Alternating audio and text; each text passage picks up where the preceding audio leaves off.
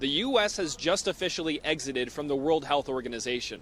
President Trump signed an executive order on his first day in office, starting the year-long process of withdrawing from the WHO. In the order, he restated his reasons for withdrawing the first time back in 2020, saying that the WHO mishandled the COVID-19 pandemic and had too much influence from its members like the Chinese Communist Party. Chinese officials ignored their reporting obligations to the World Health Organization and pressured the World Health Organization to mislead the world when the virus was first discovered by Chinese authorities. At the start of the pandemic, the WHO took China for its word when it said there was no evidence of human-to-human transmission of the coronavirus, thereby allowing outbound flights from China to continue, while the CCP was locking down domestic travel at home.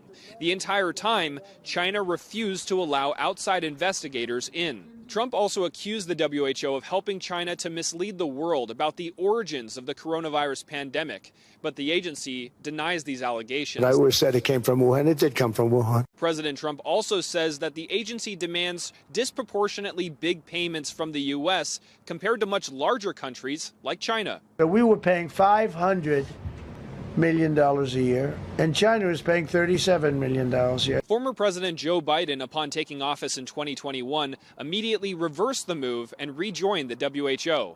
First thing Biden did is go back into it. You know what he paid? More than $500 million. I made a deal at 37. I could have had 37. They were public about it.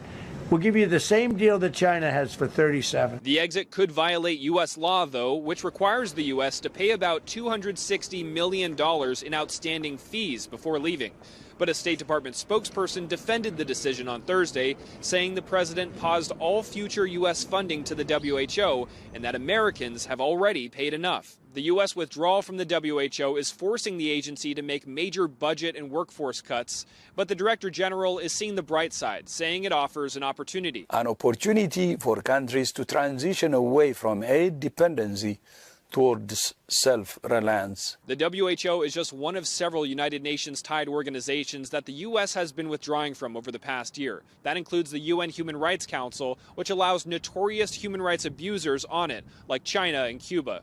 Reporting from Washington, D.C., Jack Bradley, NTD News.